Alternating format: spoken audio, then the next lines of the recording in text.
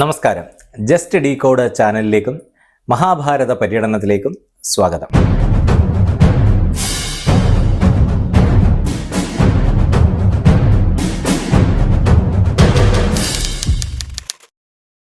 ഭീമനും ഹിഡിംബിയും തമ്മിലുള്ള വിവാഹം നടത്താൻ കുന്തി സമ്മതിക്കുന്ന കാര്യമാണ് കഴിഞ്ഞ ലക്കം പറഞ്ഞു നിർത്തിയത്. അതുപ്രകാരം ഭീമൻ ഹിഡിംബിയെ വിവാഹം കഴിക്കുന്നു. വളരെ മനോഹരമായ കാര്യങ്ങളാണ് അവിടെ വ്യാസൻ വർണ്ണിക്കുന്നത്. ഒരു സന്യാസി എന്ന രീതിയിൽ ആ വിവാഹശേഷമുള്ള രംഗങ്ങൾ ചിത്രീകരിക്കുന്നതിൽ വ്യാസൻ ഒട്ടും പിശുക്ക് കാണിച്ചിട്ടില്ല, അല്ലെങ്കിൽ ലുബ്ധ് കാണിച്ചിട്ടില്ല. അവിടെ ഹിഡിംബി ഭീമനെയും കൊണ്ട് ശരിക്കും അതിമനോഹരമായ ഒരു ഹണിമൂൺ തന്നെയാണ് ആഘോഷിക്കുന്നത്. വളരെ മനോഹരമായ സ്ഥലങ്ങൾ, അത് വളരെ വിശദമായി തന്നെ മഹാഭാരതത്തിൽ പറയുന്നുമുണ്ട്. ഹിഡിംബി ഭീമസേനയും എടുത്ത് മേൽപോട്ട് ഉയർന്നു. നല്ല അദൃശൃംഗങ്ങളിലും ആകാശത്തിലും മൃഗപക്ഷികൾ ആകർഷകമായി ശബ്ദിക്കുന്ന മറ്റു രമ്യസ്ഥലങ്ങളിലും ദിവ്യാഭരണ ഭൂഷിതരായി ദിവ്യരൂപങ്ങൾ കൈക്കൊണ്ട് ആ മഞ്ജുഭാഷിണി മധുരവാക്കുകൾ കൊണ്ട് ഭീമസേനനെ രമിപ്പിച്ചു. പൂത്തു നിൽക്കുന്ന മരങ്ങൾ തിങ്ങുന്ന വനദുർഗങ്ങളിലും പൊയ്ത്താർന്ന് മണം തൂകുന്ന ശുദ്ധമായ സരസ്സുകളിലും വൈഡൂര്യക്കല്ലുകൾ പോലെ ശോഭിക്കുന്ന മണലുള്ള നദീദ്വീപ സ്ഥലങ്ങളിലും തീർത്ഥവാരി ഒഴുകുന്ന കാട്ടുചോലകളുടെ കരകളിലും മരവും ലതയും പൂത്തു നിൽക്കുന്ന ചിത്രാരണ്യങ്ങളിലും ഹിമാദ്രി കുഞ്ചങ്ങളിലും ഗുഹകളിലും പൊൽത്താമരകൾ വികസിച്ചു നിൽക്കുന്ന സരസ്സുകളിലും പൊന്നും രത്നങ്ങളുള്ള കടൽ തീരങ്ങളിലും പല സ്ഥലങ്ങളിലും പച്ചപ്പുല്ല് നിറഞ്ഞ് ശോഭിക്കുന്ന മൈതാനങ്ങളിലും ദേവാരണ്യങ്ങളിലും പുണ്യപർവ്വത സ്ഥാനുക്കളിലും മാനസ സരസിന്റെ തീരങ്ങളിലും ഒക്കെ മോഹരൂപങ്ങൾ കൈക്കൊണ്ട് അവർ രമിച്ച് നടന്നു എന്നാണ് വ്യാസൻ എഴുതിയിട്ടുള്ളത്. അതായത് അതിമനോഹരമായ ഒരു ഹണിമൂൺ, ഇന്നത്തെ പോലെ ഒരു വേൾഡ് ടൂർ തന്നെ, ഒരു സ്ഥലത്തേക്കല്ല, ഒരു വേൾഡ് ടൂർ തന്നെ ഭീമസേനനെയും കൊണ്ട് ഹിഡിംബി നടത്തി കഴിഞ്ഞു. അങ്ങനെ മനോഹരമായ ദിവസങ്ങൾ കഴിഞ്ഞു. ഹിഡിംബി ഗർഭിണിയായി. രാക്ഷസ സ്ത്രീകൾക്ക് ഗർഭിണിയായാൽ ഉടൻ തന്നെ പ്രസവിക്കുകയും ചെയ്യുമെന്നാണ്. നമ്മുടെ സ്ത്രീകളൊക്കെ അറിഞ്ഞാൽ എത്ര സന്തോഷമായേനെ. 10 മാസം ചുമക്കുന്നതിൻ്റെ പാടൊന്നുമില്ല. ഒറ്റ ഗർഭിണിയാവുന്നു, അപ്പോൾ തന്നെ പ്രസവിക്കുന്നു. ആ കുഞ്ഞ് അപ്പോൾ തന്നെ വളർന്ന് വലുതാകുന്നു. ഇതാണ് രാക്ഷസരുടെ രീതി എന്ന് തോന്നുന്നു. ഏതായാലും ഹിഡിംബി പ്രസവിച്ചു. ആ കുടം പോലെ തലയുള്ള, തുറിച്ചു നിൽക്കുന്ന കണ്ണുള്ള, കൂർത്ത ചെവിയുള്ള, ഒരു പ്രത്യേക തരത്തിലുള്ള, പ്രത്യേക രൂപത്തിലുള്ള ഒരു ബാലനെയാണ് ഹിഡിംബി പ്രസവിച്ചത്. വലിയ ശക്തിമാനായ അവൻ ജനിച്ചപ്പോൾ തന്നെ വളർന്ന് വലുതായി. അവൻ ഖഡം അതായത് കുടം പോലെ തലയുള്ളത് കൊണ്ട്, തലയാണ് എന്ന് പറഞ്ഞതുകൊണ്ട് അവനെ ഘടോൽക്കചൻ എന്നാണ് പേര് വിളിച്ചത്. ഘടോൽക്കചൻ, അതാണ് അയാളുടെ പേര്. കുന്തിയും യുധിഷ്ഠിരനുമൊക്കെ അവനെ മൂത്ത പുത്രനായി, നീയാണ് പാണ്ഡവരിലെ മൂത്ത പുത്രൻ എന്ന് പറയുന്നു. പാണ്ഡവരുടെ അടുത്ത വംശം തുടങ്ങുകയായി. അവൻ അച്ഛനമ്മമാരെ പിരിഞ്ഞ് അവൻ യാത്രയാകുന്നു. വിളിച്ചാൽ, തന്നെ സ്മരിച്ചാൽ ഏത് സമയവും താൻ എത്തിച്ചേരാം എന്ന വാക്ക് കൊടുത്തുകൊണ്ടാണ് ഘടോൽക്കചൻ യാത്രയാകുന്നത്. അങ്ങനെ വാക്ക് പറഞ്ഞതനുസരിച്ച് ഭീമസേനൻ ഹിഡിംബിയെ പിരിഞ്ഞ് പോകാൻ തയ്യാറെടുക്കുന്നു. ഹിഡിംബി വ്യസനത്തോടെ ഭീമസേനനെ ഹിഡിംബി യാത്രയാക്കുന്നു. അവർ വീണ്ടും നടന്ന് ഒരു വനമൊക്കെ കടന്ന് ചെല്ലുന്നു. അപ്പോൾ അവരെ വ്യാസ മഹർഷി കണ്ടുമുട്ടുന്നു.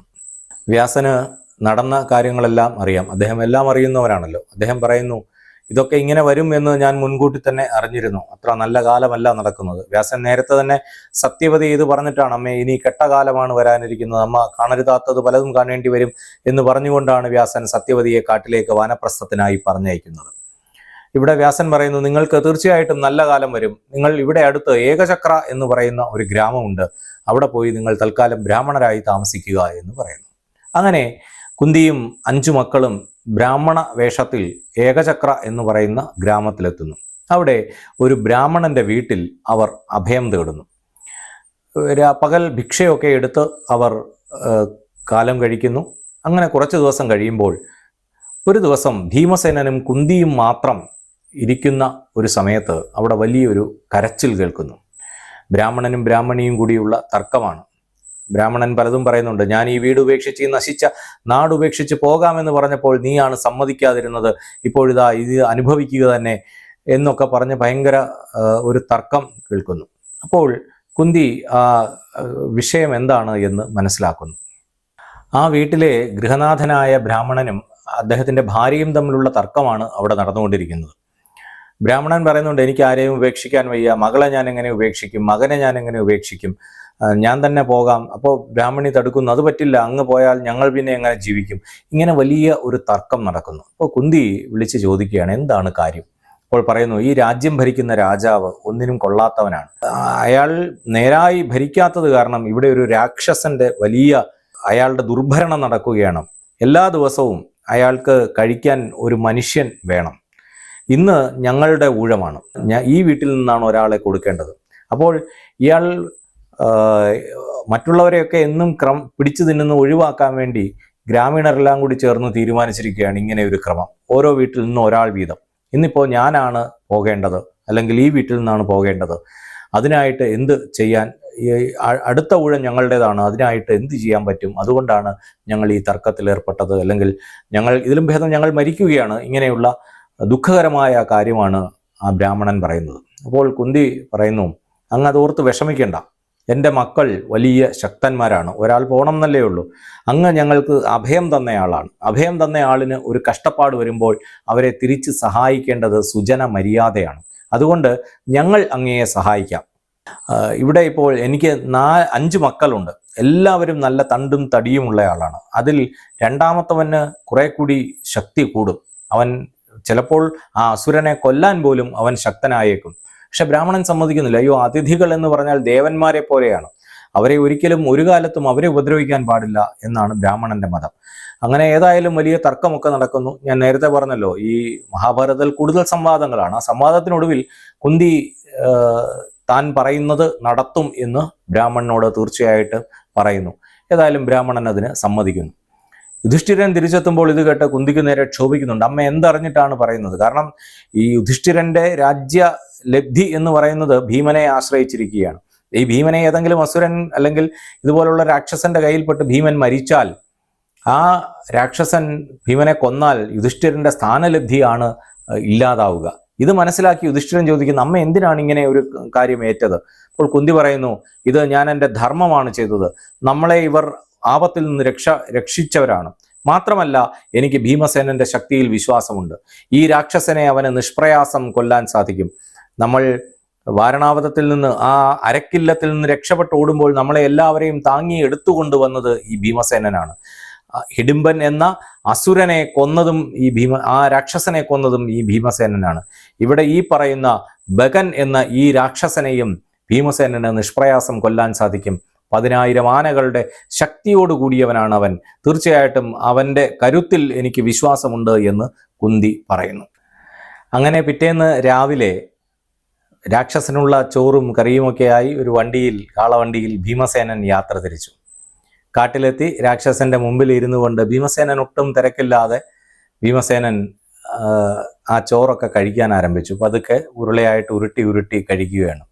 ഏതായാലും ഇവിടെ ബ്രാഹ്മണ വേഷത്തിലാണ്, അധികം ഭക്ഷണമൊന്നും ഇതുവരെ കഴിക്കാൻ പറ്റി കാണില്ല. ഇപ്പോൾ കിട്ടിയ അവസരം ഭീമസേനൻ നന്നായി മുതലെടുത്തു എന്ന് വിചാരിക്കണം. നന്നായി തന്നെ ഭീമസേനൻ ഭക്ഷണം കഴിച്ചു. രാക്ഷസൻ ഇത് കണ്ട് കോപം വന്നു. എനിക്ക് കൊണ്ടുവന്ന ഭക്ഷണം എൻ്റെ മുന്നിലിരുന്ന് കഴിക്കുന്നു, നിന്നെ ഇപ്പോൾ ഞാൻ ശരിയാക്കി തരാം എന്ന് പറഞ്ഞുകൊണ്ട് ആ രാക്ഷസൻ ഓടി ഭീമന് നേരെ അടുത്തു. മഹാകായനും മഹാവേഗനും മഹീചക്രം കുലുക്കുന്നവനും ചെങ്കനൽ കണ്ണനും ഘോരനും ചെമ്പൻ മീശക്കാരനും കാതോളം വായു തുറക്കുന്നവനും കാതു കൂർത്തവനും ഭയങ്കരനും പുരികങ്ങൾ വളച്ച് ചുണ്ടുകടിക്കുന്നവനുമായ ആ സത്വം അങ്ങനെ അലറിക്കൊണ്ട് ഭീമസേനന്റെ നേരെ എത്തുകയാണ്. പക്ഷേ ഭീമസേനൻ അപ്പോഴും ഇതൊന്നും കൂസാതെ താൻ കഴിക്കുന്ന ഭക്ഷണത്തിൽ തന്നെ ശ്രദ്ധിച്ചുകൊണ്ട് ഇരിക്കുകയാണ്. ഈ രാക്ഷസൻ ദേഷ്യത്തിൽ വന്ന് ഭീമന്റെ മുതുകിൽ ഒരടിയടിക്കുന്നു 2 കൈ കൊണ്ട്. പക്ഷേ ഭീമൻ അത് അറിഞ്ഞതായി പോലും ഭാവിച്ചില്ല. ഇത് രാക്ഷസനെ കൂടുതൽ കോപാക്രാന്തനാക്കുന്നു. പക്ഷേ ഭീമൻ ഒട്ടും കുലുങ്ങിയില്ല. പതുക്കെ ഊണൊക്കെ കഴിച്ച് കൈയൊക്കെ കഴുകി രാക്ഷസനോട് പൊരുതാൻ തയ്യാറായി നിൽക്കുന്നു. അപ്പോൾ ഇതൊരു മാനസികമായിട്ടുള്ള ഒരു മുൻതൂക്കം നേടൽ കൂടിയാണ്. താൻ ഒട്ടും ഭയക്കുന്നില്ല എന്ന് കണ്ടപ്പോൾ രാക്ഷസനിൽ ആ ഭീതി അല്ലെങ്കിൽ ക്രോധം വർദ്ധിപ്പിക്കാൻ അത് കാരണമാകുന്നുണ്ട്. അങ്ങനെ ഒരു തന്ത്രം കൂടി ഭീമൻ അവിടെ പ്രയോഗിക്കുന്നുണ്ട്. അങ്ങനെ ഭീമനും ബകനും കൂടി വലിയ യുദ്ധം ആരംഭിക്കുന്നു. ബഗവധം എന്ന പേരിൽ വളരെ പ്രസിദ്ധമായ കഥകളിയൊക്കെ ഉള്ളതാണ്. ബകനും ഭീമനും കൂടി യുദ്ധം ആരംഭിക്കുന്നു. വലിയ പോരാട്ടം നടക്കുന്നു. ഒടുവിൽ ആ പോരാട്ടത്തിനൊടുവിൽ ഭീമസേനൻ നിഷ്പ്രയാസം ബകനെ വധിക്കുന്നു. ബഗനെ വധിച്ചത് കണ്ട് ബഗന്റെ അനുയായികളായ രാക്ഷസവൃന്ദം ഓടിയെടുക്കുന്നുണ്ട്. പക്ഷേ അവരെയൊക്കെ ഭീമസേനൻ പറയുന്നു, ഇനി മേലിൽ നിങ്ങൾ മനുഷ്യരെ കൊന്നു തിന്നാൽ തീർച്ചയായിട്ടും നിങ്ങളെ ഞാൻ നശിപ്പിക്കും, അതുകൊണ്ട് മനുഷ്യരെ കൊന്നു തിന്നരുത് എന്ന് അവരെ കൊണ്ട് പ്രതിജ്ഞ എടുപ്പിക്കുന്നു.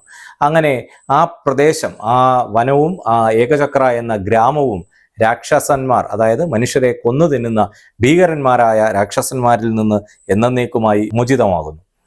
കുന്തി പ്രത്യേകം ഈ ബ്രാഹ്മണനോട് പറയുന്നുണ്ട്, ഒരിക്കലും ഇവിടെ നടന്ന അല്ലെങ്കിൽ ഇത്തരം സംഭവങ്ങൾ വേറെ ആരും അറിയരുത് എന്ന് കുന്തി ആ ബ്രാഹ്മണനെ പ്രത്യേകം പറഞ്ഞ് ചട്ടം കെട്ടുന്നുണ്ട്. കാരണം പാണ്ഡവർ ആരും അറിയാതെ താമസിക്കുകയാണ്. ഇങ്ങനെ ഒരു സംഭവം നടന്നു എന്നറിഞ്ഞാൽ പാണ്ഡവർ ജീവിച്ചിരിക്കുന്നു എന്ന് അറിയാനിടയായാൽ വീണ്ടും ആപത്ത് വരും എന്ന് കുന്തിയും യുധിഷ്ഠിരനുമൊക്കെ ഭയക്കുന്നുണ്ട്. പിറ്റേന്ന് രാവിലെ ആളുകൾ ചെന്ന് നോക്കുമ്പോൾ ഈ വലിയ രാക്ഷസൻ ചത്ത് മലർന്നു കിടക്കുന്ന കാഴ്ചയാണ് കാണുന്നത്. അവർ അത്ഭുതപരതന്ത്രരായി. ആരാണ് ഇതിന്റെ പിന്നിലെന്ന് അവർക്കറിയില്ല. അവർ ഊഴം നോക്കിയപ്പോൾ ഈ ബ്രാഹ്മണന്റെ വീട്ടിലാണ് അന്നത്തെ ഊഴമെന്ന് കണ്ട് അവർ ഓടി ആ ബ്രാഹ്മണന്റെ വീട്ടിലെത്തുന്നു. പക്ഷേ ബ്രാഹ്മണൻ കുന്തി പറഞ്ഞതുപോലെ ആ രഹസ്യം അദ്ദേഹം കാത്തു സൂക്ഷിച്ചു. അദ്ദേഹം പറഞ്ഞു, മന്ത്രസിദ്ധിയുള്ള ഒരു ബ്രാഹ്മണൻ ഇന്നലെ ഇവിടെ വന്നിരുന്നു. അദ്ദേഹം ഞങ്ങളുടെ കഷ്ടസ്ഥിതി കണ്ട് അദ്ദേഹമാണ് പോയി ഈ രാക്ഷസനെ നിഗ്രഹിച്ചത് എന്ന് പറഞ്ഞു. അതെല്ലാവരും വിശ്വസിക്കുകയും ചെയ്തു. ഇങ്ങനെ ബഗവധവും കഴിഞ്ഞു. അടുത്തത് കൂടുതൽ സംഭവ ബഹുലമായ കാര്യങ്ങളിലേക്ക് കടക്കുകയാണ്.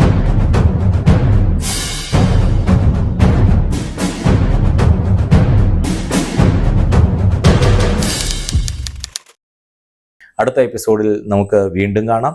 എല്ലാവരും ഈ ചാനൽ സബ്സ്ക്രൈബ് ചെയ്യാൻ അഭ്യർത്ഥിക്കുന്നു. ഒപ്പം അഭിപ്രായങ്ങൾ കമൻ്റായി രേഖപ്പെടുത്താനും. നന്ദി, നമസ്കാരം.